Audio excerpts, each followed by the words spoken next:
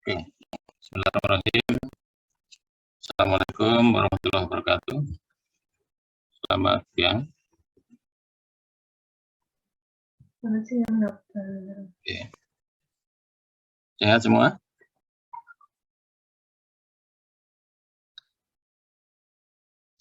Sehat dok, alhamdulillah. Alhamdulillah.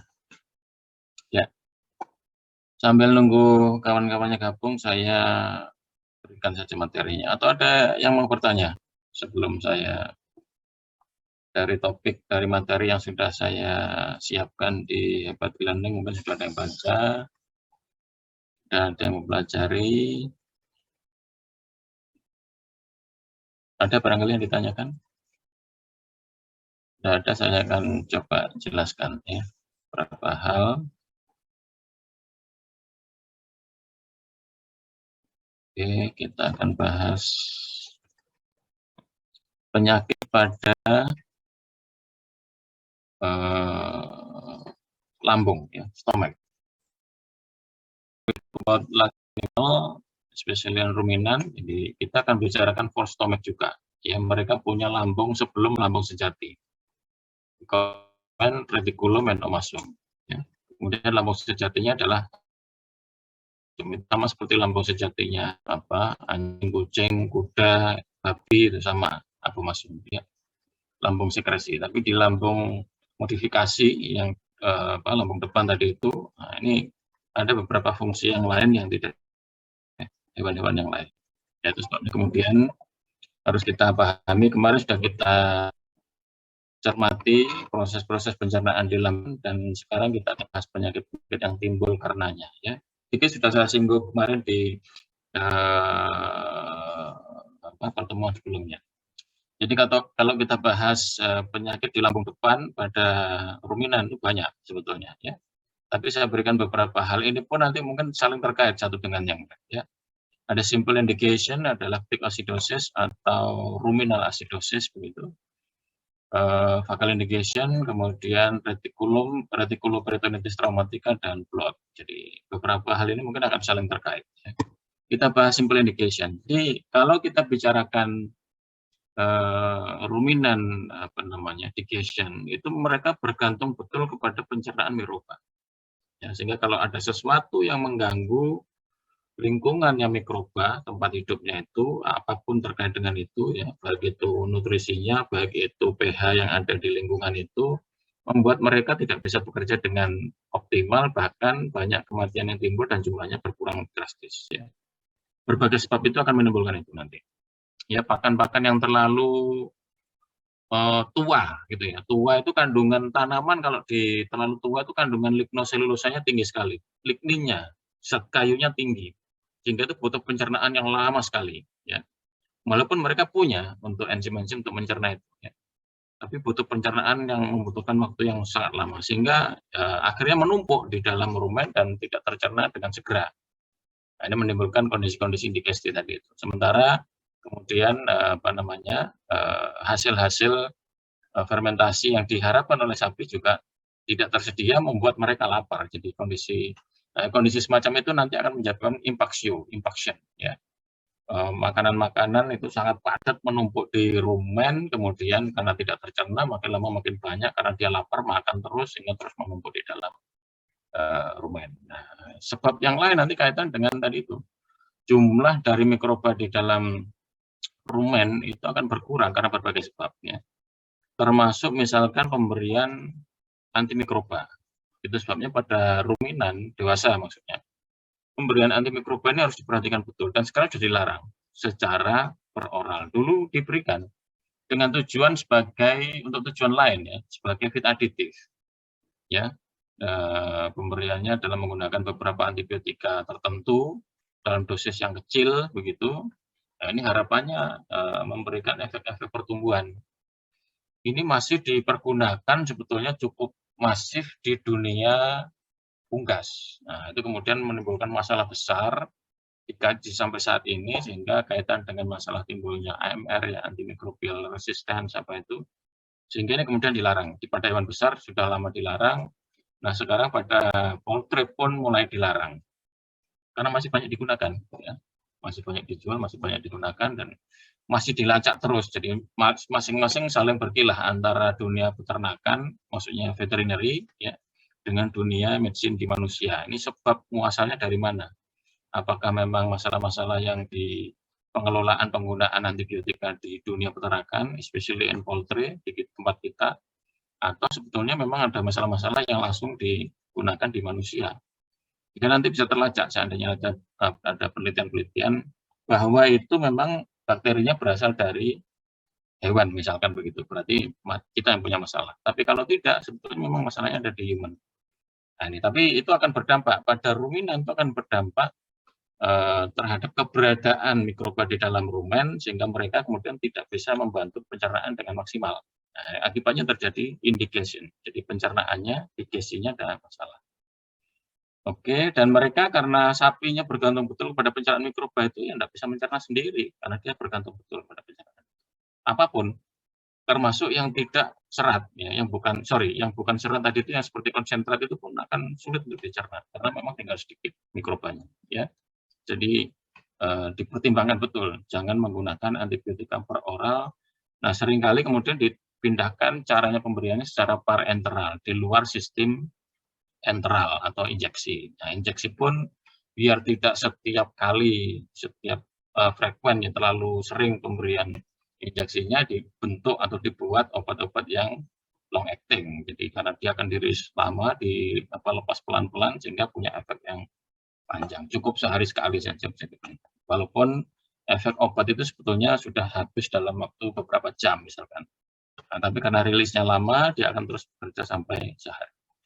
Kira-kira begitu ya. Jadi ini penyebab yang lain juga demikian sama. Sehingga kalau dia makannya terlalu, pembuatan silas itu adalah kan mengawetkan pakan ya, untuk disimpan, dan dia bentuknya, morfologi masih mirip seperti pada saat dia segar, dan itu butuh pengawetan. Nah, pengawetan itu kadang-kadang butuh media-media yang lain, termasuk misalkan untuk meningkatkan pencernaan pakan, macam-macam, sehingga ini kemudian menjadi masalah ya. Jadi pakan yang cepat dicerna, ada bahan-bahan pengawet di dalamnya. Biasanya kalau pengolahan pakan Anda menggunakan, mungkin pernah diajari, amoniasi, menggunakan urea. Urea itu di dalam perut, di dalam rumen itu akan difermentasi menjadi amonia, ya. Amonia itu kemudian menjadi bahan-bahan yang merubah pH rumen tadi itu menjadi lebih basah. Ya. Nah, mereka menggunakan urea tadi itu untuk pencernaan, untuk menghasilkan, memfermentasi, menghasilkan produk-produk yang mengarah ke bahan-bahan yang bisa digunakan untuk pembentukan protein ya. Jadi dia adalah bahan non protein nitrogen yang tidak berasal dari protein tapi dari bahan anorganik ya, urea tadi itu, yang akan dimanfaatkan oleh mikroba menjadi, nanti diolah menjadi protein juga akhirnya nantinya melalui metabolisme tadi. Tapi sebagian metabolisme tadi itu menyisakan amonia. Amonia ini membuat perubahan pH yang bersifat basah gitu ya. Dan ini akan merubah pH. Ya kemudian mikrobanya ya mati ya, kemudian menimbulkan gangguan pencernaan juga. Intinya di sana ya. Nah, problem timbul hal-hal tersebut itu akan mempengaruhi atoni rumen, mempengaruhi kontraksi rumen, sehingga rumen mengalami kontraksi, dia tidak bisa bergerak, tidak bisa mengolah, mengaduk makanan, sehingga makanan juga tidak bisa dicerna dengan baik oleh mikroba, ya kemudian makin meluas kondisi kejadian indigestinya. Ya. Nah, ini yang menyebabkan kompleksitas dari pencernaan di rumen tadi itu. Nah, gejalanya bisa macam-macam tergantung kondisi ya. Jadi dia mungkin ada penurunan pakan, kalau ada kaitan dengan rasa tidak nyaman, nanti hubungannya dengan asidosis rumen tadi. Atau mungkin dia pengen makan terus karena makanan tidak tercerna ya. Tidak ada yang masuk ke retikulum, tidak masuk ke retikulum, apomasum sampai ke usus, sehingga ya si hewan lapar, ya kemudian makan terus, makanan hanya berhenti di rumen saja, tidak tercerna. Ya, jadi ada beberapa gejala yang timbul tadi. Mungkin dia akan depres ya, karena kaitan dengan penyakit yang lain tadi itu, laktik asidosis misalkan begitu. Nah, ini akan harus Anda cermati ya, gejala-gejala yang semacam itu. Tapi secara umum mungkin akan mudah untuk dia kembali karena kondisinya, perubahan patologisnya tidak terlalu serius nanti. Nah, asal segera diketahui dan ditangani. Mungkin akan mirip dengan penyakit-penyakit yang lain, milk fever misalkan. Milk fever itu timbul karena rendahnya kadar kalsium di dalam darah menyebabkan gangguan kontraksi. Salah satu fungsi kalsium itu adalah dalam aktivitas aktin miosin dalam proses kontraksi otot. Nah, kalau itu tidak ada, maka tidak ada kontraksi. Akibatnya sama nanti seperti gangguan kontraksi yang di retikulum di rumen, ya menyebabkan pengaduan makanan tidak berjalan dengan baik. Akibatnya makanan tidak tercerna dengan baik oleh mikroba. Jadi ini proses-proses yang harus Anda pahami. Termasuk juga adanya radang di retikulum, RPT, ya, reticuloperitoneal strontium 3, displasia akuma, semacam-macam tadi itu akan mirip seperti itu gejalanya, disertai dengan gejala-gejala mengarah ke ketosis. Jadi ketosis akan banyak. Salah satunya adalah simple indication ini, ya, yang secara tidak langsung jadi secondary, ya. Tapinya mungkin dia akan membaik sendirinya kalau dia bisa memperbaiki. Jadi kadang-kadang dengan makan rumput yang segar, yang bagus, dicerna, akan mudah dicerna, dia akan menghasilkan volatile fatty acid terus. Demikian sama, itu akan membangun lingkungan yang bagus dengan liur yang baik tadi itu, terus makin banyak bakterinya, mikrobanya, kemudian dia bisa mencerna dengan baik. Tapi kalau Anda menemukan dia rumennya asidik, ya asam, berarti ada masalah komposisi pakan tadi itu. Sehingga Anda harus netralisir, bantu dinetralisir, di buffering. Jadi kalau Anda tahu, dicek pH rumennya asam, Anda berikan sesuatu yang bersifat basa. Sebaliknya tadi itu, kalau Anda menemukan rumen pH-nya yang cenderung alkalis, ya, karena olahan pakan tadi itu, amoniaksi jerami misalkan begitu, nah ini bisa diasamkan dengan menambahkan asam astat. Ya. Jadi kemudian pH-nya akan normal kembali, bakterinya akan berbiak kembali, kemudian mencerna kembali, dia akan terus begitu. Tapi kalau masih belum juga bisa membaik dalam waktu segera, Anda bisa pertimbangkan untuk melakukan transplantasi. Transplantasi itu menambahkan isi rumen dari hewan lain, karena di sana banyak mikrobanya, ya, pada si penderita atau pasien tadi. Atau kalau tidak, Anda berikan probiotik, banyak dijual di peternakan. Jadi Anda bisa campur dengan air, larut begitu, kemudian Anda drenching, diminumkan pada ruminan, ya, jenis sapi atau kambing atau yang lain. Nah, di sana akan menambahkan jumlah mikrobanya, kemudian dia akan membantu proses pencernaan di rumen. Nah, jadi simpel indikasinya sudah tertangani. Kejadian yang lain adalah kaitan dengan perubahan pH rumen tadi, karena pakan, ya, ruminal acidosis. Jadi pakan yang mudah dicerna atau kandungan seratnya rendah, ya, karbohidrat tinggi itu akan mudah dicerna, menghasilkan banyak volatile fatty acid. Ya. Volatile fatty acid itu bersifat asam, jadi kalau dia asupannya banyak kandungan karbohidratnya, pencernaannya pun akan cepat melimpah volatile fatty acid-nya, menyebabkan rumen menjadi asam. Tubuh atau liur si sapi tidak bisa menetralisir keasaman di rumennya itu masuk, walaupun sudah banyak liur yang diproduksi, ya. Tapi karena kecepatan pembentukan volatile acid-nya tidak terimbangi oleh adanya saliva yang bersifat basa, sehingga terjadi perubahan pH rumen tadi itu menjadi asam, yang dikenal sebagai ruminal acidosis. Nah, ruminal acidosis juga demikian sama nanti. Mikroba-mikroba yang tidak tahan asam mati, yang tahan asam saja hidup. Yang bakteri yang tahan asam, ya misalkan Streptococcus bovis tadi itu akan memproduksi asam laktat mereka, ya, bakteri-bakteri, sehingga kemudian banyak timbul asam laktat. Nah, dikenal penyakit yang lain namanya sebutannya adalah lactic acidosis. Jadi kira-kira begitu, ya. Dan ini serius nanti. Hal-hal yang terjadi. Kenapa demikian? Rumen itu tidak dirancang untuk tahan asam. Sebagaimana lambung sejati, lambung sekresi. Di situ ada mukusnya, ada lendirnya, yang melapisi permukaan lambung sejati itu terhadap adanya asam di dalam rongga perut. Ya. Ada asam lambung yang dilepaskan ke sana, aman. Tapi rumen tidak demikian, sehingga rumen akan mudah mengalami masalah, ya, mukosanya tadi itu, manakala rumen pH-nya sangat rendah. Sehingga nanti akan nekrosis, ya, bahkan sampai mengelupas tuh epitel-epitelnya. Nah, kemudian bagian-bagian di submukosa, di bawah mukosa tadi terekspos, tampak. Di sana banyak pembuluh darah, ya. Kemudian bakteri-bakteri mikroba yang oportunistik bisa masuk ke dalam pembuluh darah, terbawa aliran dan kemana-mana nanti. Sampai ke liver akan menyebabkan abses liver dan terus macam-macam, sampai ke gagal ginjal macam-macam nanti akan ke sana. Ya. Nah, ini kompleksitas terjadinya terminal asid, termasuk laminitis. Ya.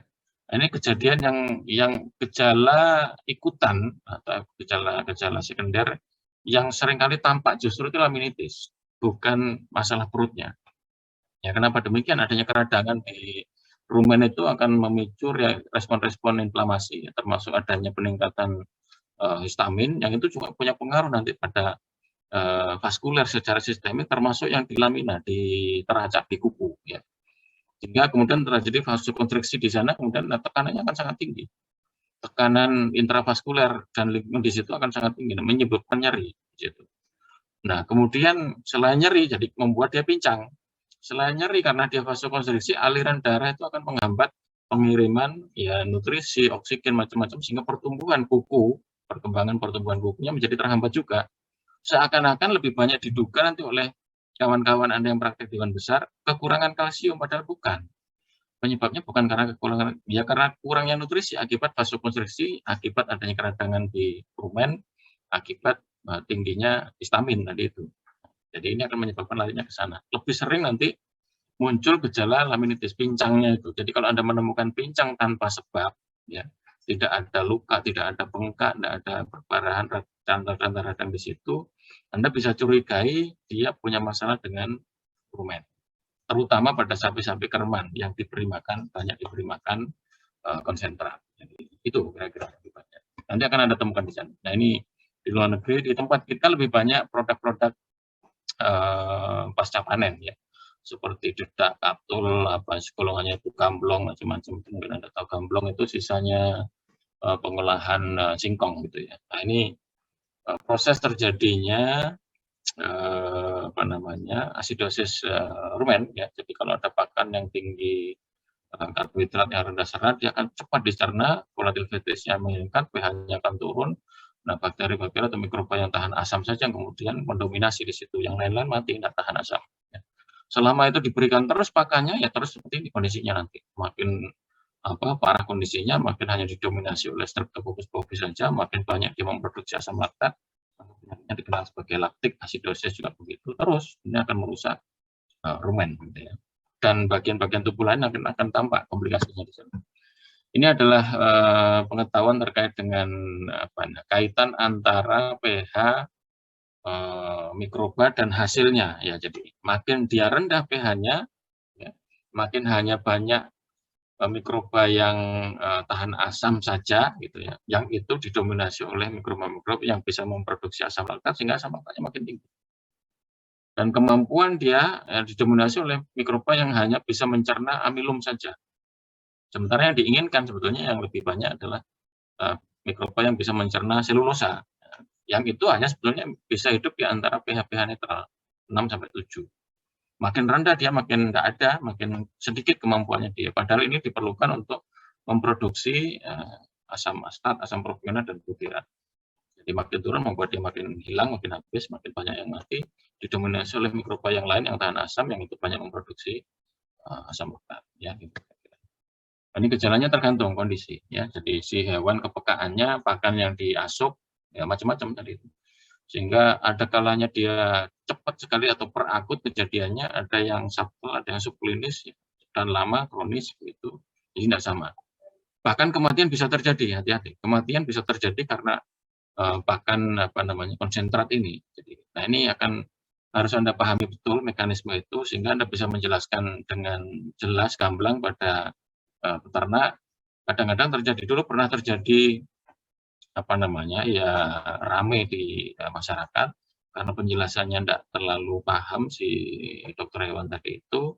Dia pikir itu keracunan, kemudian sebelumnya antara dua peternak itu sudah punya hubungan yang tidak baik sehingga kemudian makin memperparah kondisi tadi itu dengan penjelasan yang tidak tepat oleh dokter hewan. Mereka makin serius problemnya, dipikir sapinya diracuni tetangganya atau apa gitu. Jadi bukan. Anda harus pahami betul proses ini. Kenapa begitu? Ya tadi reaksi-reaksi yang berlebihan dari keradangan itu akan berkaitan dengan bahkan dia ataksia. Jadi ataksia itu adalah gangguan saraf yang cukup jelas ya. Ada gangguan tremor, dia depresi, letargi, ambruk, bahkan begitu bisa. Bahkan mati dengan segera ya. Sehingga dikenal dengan sebutan sudden death syndrome ini sebetulnya. Dalam waktu yang cepat tergantung kepekaan si hewan dan jumlah pakan yang diberikan tadi. Jadi hati-hati. Ya. Nah, tadi prosesnya tadi terjadi kerusakan dalam waktu cepat, kerusakan pada liver, pada apa, karena di rumen sendiri rusak, bakterinya nyebar kemana-mana. Ya. Oke, nah ini saya berikan buktinya. Jadi terjadi ini proses eksfoliasi, bahkan melontok semua ini, mengelupas ya, bahkan sampai ke bagian submukosanya, di sana banyak pembuluh darah, mikroba-mikrobanya ikut terbawa aliran ya kemana-mana, rusak ke jantung, ke liver, ke ginjal, kemana. Ya. Itu kemudian diagnosanya mungkin tidak terlalu sulit sebetulnya dengan melacak pakan tadi itu, terutama Anda curigai, umumnya dia banyak diberikan pakan-pakan konsentrat ya, mirip seperti penyakit yang lain, nanti bisa banding-bandingkan begitu. Sapinya kalau dia ringan mungkin akan segera kembali. Biasanya dia sudah mau makan, maunya makan rumput biasa. Nah, ini biasanya ini secara insting nanti sapi akan seperti itu ya. Hingga kemudian dia akan membaik, segera membaik, ada perubahan-perubahan. Kalau enggak nanti Anda harus bantu diperbaiki. Jadi karena tahu ada keasaman di rumen, ya berikan yang bersifat basah, bisa dengan magnesium karbonat, magnesium hidroksida. Pada beberapa kasus yang pernah saya temukan di sekitar rumah saya, jadi dulu ada kasus serupa pada kambing, ya, PE, peranakan etawa, dia ternyata setelah saya lacak, ya dia diberi makan karak. Ya, mungkin ada yang tahu, karak itu nasi yang sisa yang sudah dikeringkan, jadi kemudian dikasihkan untuk sama, nanti dia bersifat sebagai sumber pakan yang rendah serat, yang mudah dicerna. Nah, ini menimbulkan masalah yang sama pada kambing. Nah, saya berikan proma saja, jadi ya kandungannya kan magnesium karbonat, magnesium hidroksida, saya lepaskan saja, kemudian saya berikan, dalam waktu segera dia akan membaik. Ya. Jadi nanti pada sapi memang butuh yang lebih banyak volumenya.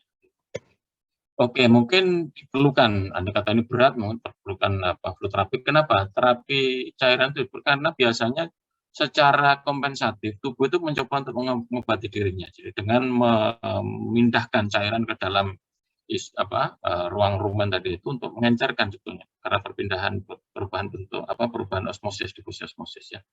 Nah, itu menyebabkan cairan pindah masuk. Tujuannya sebenarnya untuk mengencerkan. Ya, sehingga yang di luar itu semua cairannya pindah ke dalam rumen, rumennya akan sedikit kembung ya. Yang lain-lain cairannya berkurang sehingga Anda berikan terapi cairan. Bila mana perlu nanti ditambahkan karbonat. Jadi karbonat itu karena terjadi keasaman tadi itu tubuhnya, maka Anda bisa membantu menambahkan karbonat ya untuk membantu menetralkan pH di dalam tubuhnya termasuk di dalam rumen. Nah, ini seringkali tanpa sengaja para medis itu memberikan antihistamin Casudulatil. Ini kebetulan saja tepat obatnya tadi itu karena keradangan itu memicu banyak tingginya histamin, obatnya perlu antihistamin.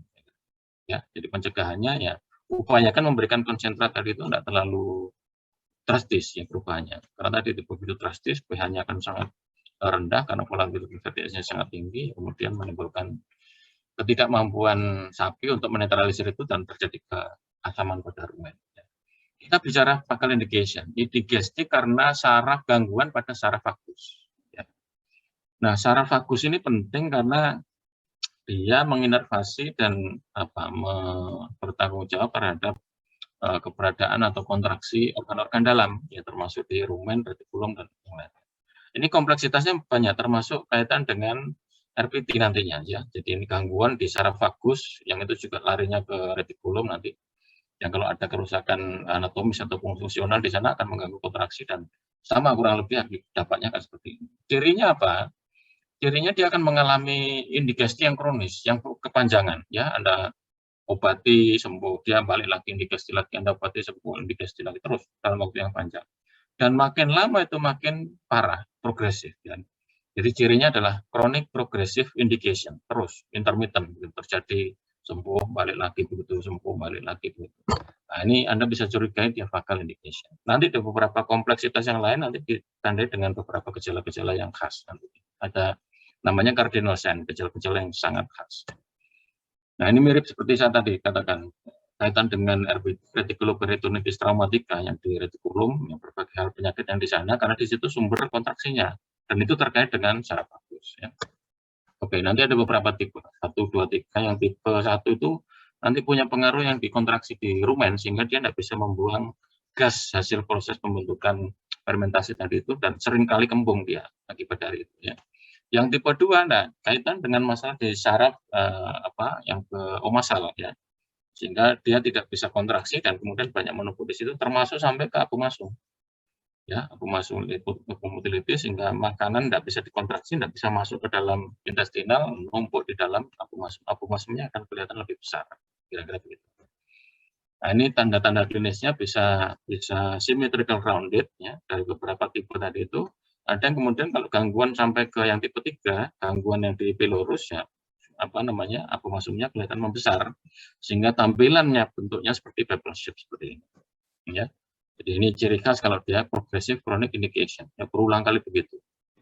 Nah, kalau dari gambaran, kira-kira seperti ini nanti. Anda akan menemukan sapi dengan bentuk abdomen yang seperti ini, kira-kira ini bubble shape model atau yang symmetrical rounded seperti itu.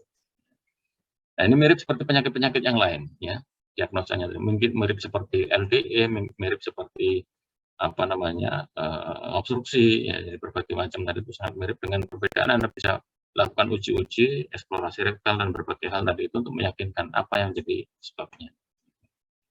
Kemudian terapinya ya support biasanya untuk mengatasi kondisi, tapi biasanya tidak memberikan hasil yang baik ya. Kalau apalagi komplikasi dengan RBD tadi itu, sehingga ada tindakan-tindakan lain untuk meyakinkan betul Anda bisa lakukan rumenotomi ya, masukkan tangan, dicek rumennya, retikulumnya ya. Kalau menemukan benda asing ya diambil sekaligus itu menjadi terapi sekaligus menjadi diagnosa. Yakin bahwa di situ memang ada benda asingnya yang barangkali itu menyebabkan kerusakan, menusuk dan lain-lain ya. Sehingga upaya-upaya ini pun bisa membantu tapi tidak banyak hasilnya. Jadi karena apa? Sarafnya sudah terganggu. Jadi ada kerusakan-kerusakan saraf sehingga dia tidak bisa berfungsi dengan baik, kemudian tidak terjadi kontraksi dan seterusnya. Kadang-kadang pilihannya ya harus disembelih. Sausilin kira-kira. Nah, ini mirip seperti RPT. Reticuloperitonitis traumatica atau heart disease atau traumatica. Ini sering kali pada sapi. Kenapa? Karena dia grazer, ya, jadi dia makan merumput istilahnya di permukaan tanah sehingga apapun yang ada di situ ya dia ambil perihal telan. Karena itu behaviornya sapi seperti itu. Dia tidak mengunyah banyak dulu pada saat dia beda dengan kuda. Kuda walaupun dia grazer dia mengunyah dulu. Karena memang lambungnya kecil, jadi dia mengunyah dulu, terasa adanya benda-benda asing, dia digigit terasa ya tidak ditelan, tapi sapi tidak. Ya. Jika dia hanya prehend, maka sedikit bolus dibentuk itu, kemudian telan, semuanya ditelan. Termasuk benda-benda yang berbahaya pun akan tertelan, itu problem. Nah di Indonesia walaupun itu smallholder ya, peternakannya kecil-kecil 1, 2, 3 ekor begitu, bahkan dicarikan itu kadang-kadang bawa juga. Walaupun yang kelihatannya benda-benda solid yang berbahaya misalkan itu sudah kena aritnya pada saat mengarit mencarikan makan itu, tapi banyak temuan di lapangan itu justru potongan bambu kecil ya tempat keranjangnya atau apa terbawa tertelan gitu atau semacam tusuk gigi, tusuk sate, potongan begitu, ini bahaya juga, tertelan nanti masuk ke retikulum karena dia lama tercerna.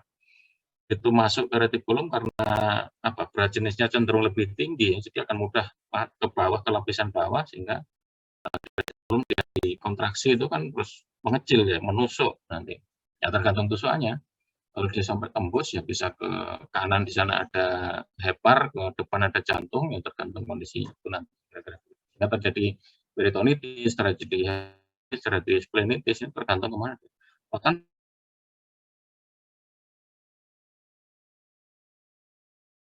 merumput. Sehingga nanti pencegahan yang harus dilakukan. Oke, dan agak rendah, saya lanjutkan ya. Nah ini seringkali terjadi di sana dan di Indonesia kecenderungannya berbeda sedikit. Oke. Ini ciri-ciri khas kalau dia mengalami problem rasa sakit di bagian depan abdomen, cranial abdominal ya. Nah, manakala di nekropsi nanti ketahuan bahwa ada paku sepanjang ini ada di retikulum, bahkan ini tembus sampai ke rongga dada ya. Dari retikulum itu tembus ke rongga dada, di situ itu ada jantung, di situ ada jantung. Sehingga bisa nusuk-nusuk bagian tepi jantung sehingga menyebabkan perikarditis, traumatika nanti penyakit yang sana, atau sampai ke dalam ventricle, ini Anda tahu ya. semacam kawat baja begitu ya masuk sampai ke dalam. Terus menyebabkan tusukan-tusukan kan dia bergerak terus. Nah, menyakitkan sehingga tadi tuh karena dia sakit kakinya biasanya adduksi ya ngangkang begitu.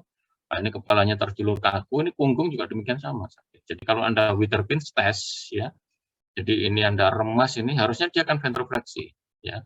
Jadi punggungnya akan turun ke bawah. Ini tidak mau karena rasa sakit di bagian ini. Jadi tetap bungkuk seperti ini. Nah, ini menjadi salah satu kecurigaan kuat nanti dia mengalami rasa sakit yang di cranial abdominal. Nah, ini adalah bagian dari upaya untuk tadi saya katakan. Anda lakukan ruminotomi di flank nanti dibuka dengan teknik anestesi yang kemarin sudah diajarkan ya, kemudian tangan masukkan raba sampai masuk ke lubang retikulum. Ya, jadi Anda akan merasakan nanti adanya benda-benda asing di situ, kalau ketemu ya diambil, sekaligus itu terapi, sekaligus itu diagnosa betul bahwa ada benda asing yang menyebabkan trauma di bagian itu, sehingga kita katakan retikuloperitonitis traumatika. Akibat dari itu adalah peritonitis ini. Ya. Itu ada rasa sakit begitu, macam-macam, ya bisa lokal, bisa kronik prosesnya lama, jadi tetapi lama nanti ada perubahan-perubahan morfologi di bagian sekitar itu termasuk di area dada biasanya nanti. Ya, gejala-gejala baru muncul setelah lama. Nah, ini gejalanya, diagnosanya sama dengan pemeriksaan rektal, Witherbeen test tadi itu, ya, rasa sakit di bagian sifoid, mirip seperti penyakit-penyakit yang lain nanti. Jadi Anda harus pastikan dieliminasi satu dengan yang lain. Gejalanya mirip-mirip seperti indikasi. Ya. Oke, terapinya tergantung kondisinya. Anda bisa ruminotomi, ya laparotomi, tadi itu cari. Kalau ketemu benda asingnya ya ambil gitu ya. Jadi ini pencegahan yang seringkali dilakukan karena kejadiannya lebih banyak dengan benda-benda metal tadi itu ya. Si sapi sebelum dilepas ke padang rumput ya dikasih magnet, ditelan dia akan masuk ke retikulum karena berat ya. Jadi begitu ditelan langsung masuk ke retikulum sehingga kalau ada benda-benda metal di situ ya kena magnet dan tidak berbahaya karena ujungnya tumpul rounded gitu ya, aman. Nah, ini harus dicek terus keberadaan rumen tadi itu apakah tetap keberadaan magnet itu tetap di dalam retikulum atau tidak. Nah, caranya nanti menguji itu. Dan Anda bisa pikir-pikir bagaimana caranya ya. Kemudian kita bahas blood. Nah, seringkali pada ruminansia dewasa itu terjadi ruminal blood, bukan pada pre-ruminan seringkali terjadi abomasal blood, abomasum yang lambung sejatinya yang kembung ya, karena berbagai sebab. Tapi yang dewasa ini seringkali terjadi di rumen. Ada berbagai sebab ya. Bisa primer, bisa sekunder. Primer itu biasanya karena makan. Sebab-sebab sekunder itu apapun yang menyebabkan gas hasil fermentasi tadi tidak bisa keluar. Termasuk COP, adanya obstruksi yang pernah saya sampaikan di pertemuan awal ya. Penyakit-penyakit yang lain yang terkait dengan itu ya, Milvever misalkan jika kontraksi ataupun Anda memberikan anestesi general itu membuat secondary ruminal blood. Sehingga gas yang terbentuk dari fermentasi itu tidak bisa keluar. Dan biasanya itu berupa free gas, ya berupa free gas. Gas yang bebas, sehingga kembungnya ada di bagian atas, karena dia jenisnya ringan. Berbeda dengan yang primer. Primer itu umumnya karena pakan. Baik itu pestur dari legum biasanya ya, baik leguminosa itu karena kandungan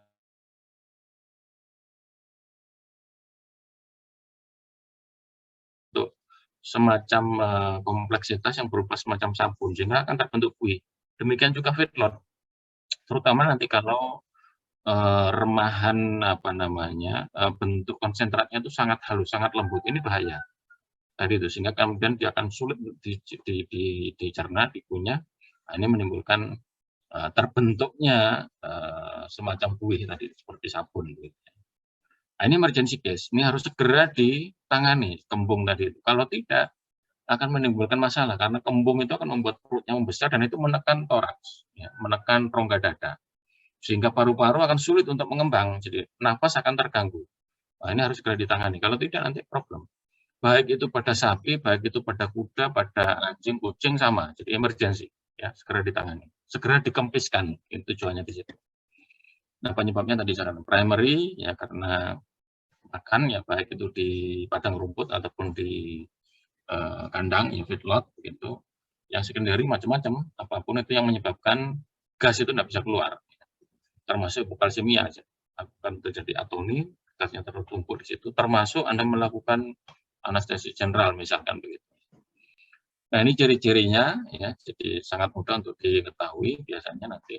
Yang jelas dia ada pembesaran perut ya. Kemudian yang harus Anda pastikan adalah satu, memastikan apakah saluran cernanya terutama esofagus itu tidak buntu. Nah, Anda bisa masukkan stomach tube atau orogastriknya, masukkan dari mulut, namanya oral, ya, orogastrik, dari oral ke gaster. Masukkan dari mulut sampai ke rumen. Kalau bisa masuk, kemudian Anda akan bisa lihat reaksinya. Gas bisa keluar apa enggak? Jadi kalau sudah Anda yakin bisa diukur dan itu pasti masuk di rumen, kalau gas tetap tidak bisa keluar, pasti itu buih, bukan gas bebas. Tapi kalau gas bebas dia akan langsung keluar dan Anda baunya khas ya, bau gas metan di situ. Nah, itu hati-hati karena dia bisa terbakar, hati-hati. Yang laki-laki nih terutama, mungkin ada yang merokok apa itu ya hati-hati. Nah, kalau gas tidak keluar ada kemungkinan dia buih. Anda bisa cek untuk meyakinkan itu pH-nya tadi. Umumnya biasanya nanti kaitan dengan kalau pakan misalkan kalau dia di pastur ya pH-nya biasanya akan lebih tinggi ya. Jadi kalau dia di feedlot karena dia konsentrat umumnya nanti mengarah ke bentuk yang kompleksitas dari asidosis rumen tadi. Jadi ini hal-hal ini yang kemudian menimbulkan manifestasi klinik serupa itu. Jadi, nah kalau Anda kesulitan dengan memasukkan sondi lambung tadi, small tube, sebisa mungkin untuk tujuan mengempiskan kembungnya tadi itu dengan memberi jalur lain, ya cara lain. Caranya dengan trokar. Nah ini untuk sesegera mengempiskan perut yang besar, rumen yang besar tadi. Tetapi hati-hati ya problemnya, karena Anda harus punya panduan yang tepat supaya tempat tusukan tadi itu betul dan tidak menimbulkan komplikasi.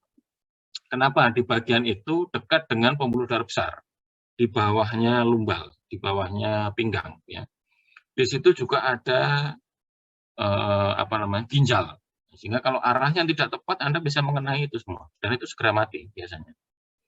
Jika arah yang tepat, setidak-tidaknya Anda mengambil jarak ya satu tangan, satu telapak tangan ya antara rusuk terakhir lumbal dan tuberkoksil. Di titik pertemuan itu Anda bisa tandai kemudian ditusukkan mengarah ke kaki depan kanan. Jadi arahnya ke bawah, sarung ke depan sedikit. Jangan ke samping. Kalau ke samping itu pasti apalagi hewannya tidak terlalu besar, Anda menggunakan troker yang cukup besar, hewannya kurus, wah ini jadi masalah lagi nanti. Ya, jadi ini tapi ini harus ditempuh, karena enggak nanti dia akan kesulitan bernapas itu. Ya. Sehingga kemudian banyak hal-hal yang lain yang Anda harus cermati, mungkin melakukan rumenotomi atau kalau itu berulang kali terjadi, terutama pada sapi-sapi yang harganya mahal. Kalau misalkan pejantan mahal itu memang ya harganya mahal, miliaran. Ya. Anda harus selamatkan itu dengan berbagai macam upaya supaya dia tidak berulang kembali dengan beberapa teknik. Ya. Jadi semacam ini, termasuk menggunakan screw trokar. Jadi kalau trokar itu yang konvensional tadi, yang besi ini kalau dia sudah mulai kempis, dia mulai kontraksi, ini akan terdorong keluar, lepas ini nanti kanulanya ya. Sehingga kadang-kadang kita gunakan screw trokar, begitu ditancap, kemudian kita uler, dia akan bisa bertahan di situ cukup lama, sehingga gas akan bisa keluar dengan sempurna dan trokarnya tidak lepas. Ya. Oke, terapi Anda bisa berikan antifoaming, ya anti buih, ya terutama pada yang Anda akan dilepas ke padang rumput, pada yang sakit juga bisa diberikan terapi itu ya untuk mengurangi atau menekan atau memecahkan buihnya tadi itu sehingga gas kemudian terbebas dan bisa kelegian, bisa keluar gitu ya tujuannya. Nah, ini penyakit-penyakit yang di apomasum ya, kita masuk ke lambung, nanti ada pergeseran lambung, ada impaction yang di lambung gitu, dan beberapa penyakit lambung yang lain pada kuda dan babi gitu ya. Nah, LDA ini seringkali terjadi dan ini biasanya tidak terdiagnosa dengan baik. Itu sebabnya perlu saya sampaikan karena ini kejadiannya banyak. Di Indonesia pun banyak. Gitu ya. Dulu tidak terdeteksi, tidak terdiagnosa dengan baik karena tidak tahu. Jadi begitu saya mendapatkan pengetahuan dari kawan-kawan yang belajar di New Zealand, yang berkecimpung di sawi perah, kita diskusi banyak, kemudian saya terapkan di fakultas, saya ajarkan. Gitu ya. Sebelum akhirnya nanti kawan-kawan dari Jepang pun menyampaikan itu, wah saya sudah ajarkan lebih dulu, ya kenalkan lebih dulu. Jadi ini kejadian lambung itu pada ruminan itu ada di bawah kanan ya, di ventral lebih ke dexter sedikit. Agak berbeda dengan hewan-hewan lain termasuk manusia. Lambung seringkali berada di sisi kiri ya, bagian kiri. Yang kanan adalah lebar. Nah, pada posisi yang normal itu lambung pun tidak ada massa yang keras. Jadi dia berisi cairan yang sangat seperti bubur yang sangat cair gitu ya, hasil pencernaan yang di rumen. Nah, sehingga tidak terlalu teraba posisinya di situ. Nah, karena satu sebab pada saat dia baru beranak, biasanya nanti ada perubahan tata letak organ di dalam tadi itu yang awalnya didominasi, ditekan oleh membesarnya fetus, tiba-tiba hilang. Nah, ini ada perubahan tata letak dan beberapa hal sebab yang lain nanti, sehingga seringkali terjadi di sapi-sapi yang baru beranak gitu ya. Jadi ini yang terjadi. Kemudian dia bergeser ke kejepit, bisa ke sisi kiri, bisa ke sisi kanan, ya kejepit rumen. Gitu. Nah, ini terjadi kalau dia bergeser ke sisi kiri ya disebut sebagai left displace dia bergeser ke sisi kiri. Nah, ini perlu Anda, dan karena dia kejepit ya aliran makanan tidak bisa mengalir sampai ke intestinal. Akibat dari itu seperti tidak makan. Nah, akibat tidak makan ya kemudian tubuh akan mencari sumber energi yang dia butuhkan, termasuk membongkar cadangan energi, ya karbohidrat, cadangan lemak, cadangan protein. Nah, dari itu kemudian dibentuk gula baru. Nah, kalau dia berasal tidak dari bahan karbohidrat, maka akan terjadi benda keton, tertumpuknya benda keton. Nah, hewan akan menunjukkan gejala itu, terutama ya, karena kita tidak tahu sebabnya. Banyak penyebab penyakit yang ditandai dengan ketosis, karena dia tadi itu kebutuhan nutrisinya, apalagi dia produksi, butuh asupan yang banyak. Nah, ini seringkali itu yang tampak itu hanya ketosis saja. Nah, dengan beberapa diagnosa yang ini, mungkin dia akan mudah dikenali nanti. Nah, ini beberapa yang lain tanda-tandanya nanti kalau mau dicek ya terjadi kalsiumnya rendah, glukosurinya macam-macam, hubungannya dengan kondisi-kondisi yang lain. Nanti kita coba lihat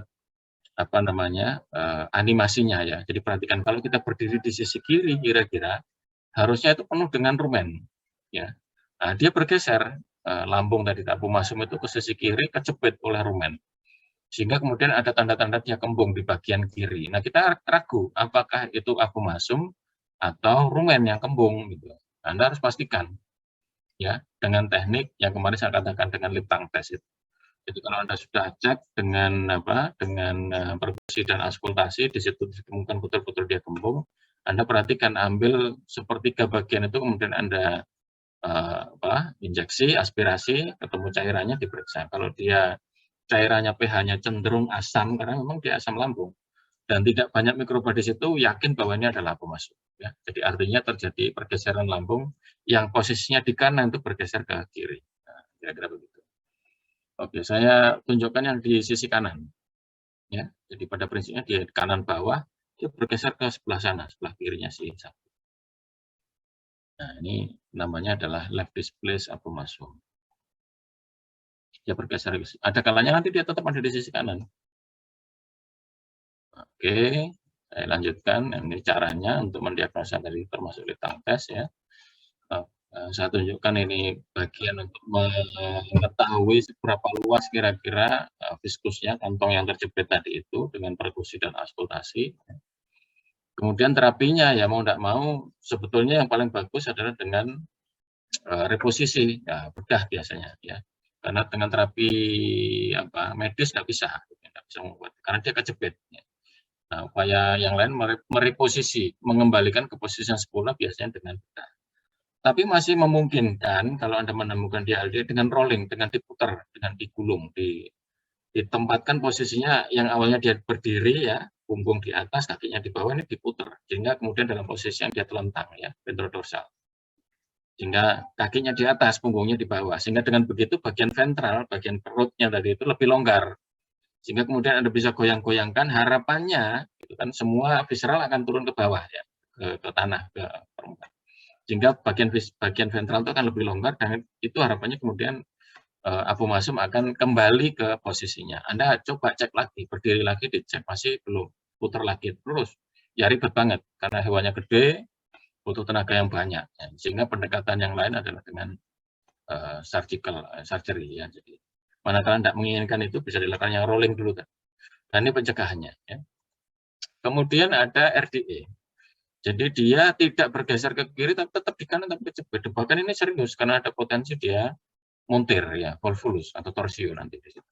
Sehingga coba kita amati, ya, jadi kalau pada posisi yang sama di kanan, dia tidak ke sana, ke sisi kiri, tapi tetap di kanan. Kejepit di situ, ya, kemudian kembung timbul. Sehingga kalau Anda menemukan kembung di sisi kanan, pasti ini adalah abu masuk, tidak ada lain. Ya, karena di sana di kanan itu hanya ada usus yang lubangnya kecil-kecil, maksudnya kantongnya kecil, tidak sebesar itu. Sehingga kalau ada kembung besar di sisi kanan pasti adalah RDA, ya, right displaced abu masuk atau gastric dilation. Nah, ini potensinya, perhatikan, potensinya dia torsium, muntir. Perhatikan bagian pilorus. Jadi setelah dia masuk dari retikulum, nah ini kan masuk pilorus, masuk ke usus. Nah, pilorusnya coba perhatikan, ini pindah ke depan. Bisa terpilin, ya, kejepit pindah ke depan. Ini lebih serius. Karena dengan begitu nanti aliran darah tidak bisa keluar, tidak bisa masuk. Sehingga ini akan mengalami nekrosis.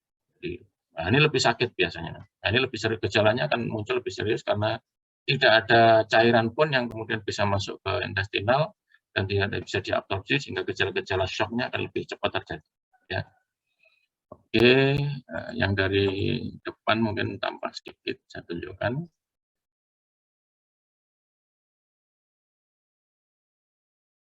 Ya, jadi seperti ini juga dia akan menggeser tata letak organ-organ yang lain nanti di situ. Ini jelas akan kembung manakala Anda palpasi, perkusi juga begitu. Ya. Oke, kita akan lanjutkan. Jadi diagnosanya jelas, ya. Kemudian, nah ini mirip seperti yang lain, tapi biasanya yang lainnya di atas. Kalau ada timun, baik di sekum, baik itu di kolon, itu semua kembungnya di atas. Ini akan lebih ke bawah. Ya. Kemudian, nah kalau Anda menginginkan untuk rolling pada kejadian RDE, tidak boleh. Karena tidak potensi terjadi torsio. Sehingga satu-satunya jalan adalah mereposisi menggunakan cara bedah. Ya. Tidak ada lain. Nah, kemudian ada apomuscle impaction. Jadi kalau ada benda-benda yang keras, yang sulit tercerna masuk ngumpul di apomuscle, itu akan terjadi. Apapun itu sebetulnya. Nah, biasanya kalau kita pernah temukan banyak kasus, ya plastik termasuk satwa liar yang di kebun binatang itu pernah dulu ada kasus sampai ditemukan 20 kilogram plastik tertimbun di, ya, hewannya makin lama makin kurus karena makanan tidak bisa lancar masuk ke intestinal, ya, kematian terjadi. Nah, ini pada anakan biasanya banyak rambut, ya, biasanya, karena mereka masih punya rambut-rambut bayi gitu. Kemudian kalau dia kelaparan mulai makan rumput kering, jerami kering, tidak tercerna, kemudian dia masuk ke dalam apomuscle karena masih kecil, ya. Jadi kemudian ngumpul di sana dan menjadi syarat rumen keras, ada penumpukan benda-benda keras di apomuscle, ya, apomuscle impaction. Termasuk misalkan beberapa ini, sehingga hati-hati untuk meletakkan makanan. Jadi kalau ada di bawah, nanti kalau dia tertelan bersambung dengan pasir itu lama-lama ya numpuk di dalam apomuscle, ya menjadi benda-benda keras yang menumpuk di sana, impaction, gitu ya. Oke, jadi nah ini beberapa breed itu sebetulnya di Indonesia tidak ada. Beberapa breed di luar negeri itu ada beberapa yang rambutnya panjang. Sehingga kalau kita tidak betul-betul cek BCS-nya, itu kita pikir dia gemuk, padahal dia kurus. Yang seperti kambing. Kambing itu ada beberapa yang rambutnya panjang, PE, gitu, atau Itawa itu rambutnya panjang. Sehingga kita kalau tidak palpasi, itu kita kalau hanya melihat saja, ya kita bisa menduga dia gemuk, padahal kurus. Ya, jadi masalah nanti. Nah, mereka akan kurus, ya, tadi makanan tidak bisa masuk ke intestinal, tidak bisa dicerna, tidak bisa diserap. Ya, seperti tidak makan. Akibat dari itu. Jadi termasuk hipokloremik itu karena klor yang ada di dalam dilepaskan di lambung itu tidak masuk ke usus, tidak diserap, sehingga pasti rendah kadarnya di dalam darah. Jadi, namanya hipokloremik. Jadi ini macam-macam nanti akan ketemu, ya, pasir begitu numpuk di bagian apomuscle nanti, sehingga terabah keras di bagian apomuscle. Yang harusnya tidak ada, jadi makin lama makin kurus. Nah, ini harus Anda perhatikan betul, apakah itu kaitannya dengan sebab-sebab yang lain yang mirip dengan itu, ya. Apomuscle indication, apomuscle abdominal distension karena focal indication, misalkan begitu, atau yang lain-lain, ya. Ya, seperti ini rumenotomi mungkin akan membantu pasti mengetahui apa sebab bahan yang tertumpuk di sana. Nah, seringkali memang juga tidak bagus hasilnya, ya terpaksa pilihannya adalah isosilin ya. Kemudian pada kuda, seringkali juga terjadi kembung. Nah ini masalah ya. Kemarin saya katakan kuda itu punya sphincter esofagel yang sangat kuat sehingga dia tidak bisa memuntahkan isi yang menumpuk di dalam perutnya tadi itu, sehingga kemudian tertumpuk terus dan membesar, distensi ya. Nah, ini menyebabkan rasa sakit yang sangat, bahkan sampai ruptur ya, akibat dari itu sampai sobek karena dia tidak bisa keluarkan, unable to vomit ya, karena sphincternya cukup kuat misalnya. Nah, ini langkah-langkah untuk bisa Anda ketahui biasanya dengan melihat tanda-tandanya. Dog sitting position, dia sangat khas. Kuda itu kalau perutnya kembung begitu, dia ngambil posisi supaya toraks tidak terlalu tertekan, maka dia duduk seperti anjing. Sehingga dengan begitu lambung itu akan turun ke bawah, toraks agak longgar, dia bisa bernapas dengan nyaman. Gitu ya. Nah, kira-kira begitu. Nah, seringkali memang sebabnya karena masalah gigi umumnya ya, tapi ada sebab yang lain. Jadi ini khas ya, kalau kuda duduk seperti ini bisa diyakini ini patognomonis masalah, jelas betul bahwa dia punya masalah di lambung. Pada sapi dengan duduk seperti ini ya, tapi penyakit-penyakitnya lain, nanti kita bahas di penyakit-penyakit metabolik. Tapi juga ada tanda-tanda dia duduk seperti anjing, tapi bukan karena masalah di perut ya, sebab yang lain. Nah ini sampai sobek di bagian curvatura mayor, di lengkungan yang luar itu ya, dari ujung ke ujung ini sobek. Ya rasa sakit sudah hilang kalau sudah begini, tapi sebentar kemudian dia akan shock, meledak ya. Nah ini bahaya gitu ya. Artinya kalau Anda menemukan tanda-tanda semacam itu harus segera ditangani, sama seperti emergency case. Ya. Nah ini harus dilakukan upaya untuk mengecilkan atau mengkompresi, mendekompresi besarnya perut. Ya. Biasanya teknik yang digunakan adalah nasogastrik. Maksudnya adalah memasukkan selang itu dari lubang hidung, nasal ya, naso ke gaster. Tadi kalau sapi sulit karena lubang hidungnya kecil, sehingga masuknya melalui mulut, orogastrik. Kalau kuda lubang hidungnya besar itu giginya banyak masalah, dan besar-besar nanti kalau dimasuk ke mulut dia akan gigit, sulit untuk masukkan, sehingga caranya memasukkan melalui nasogastrik. Kemudian Anda berikan cairan di luar sampai di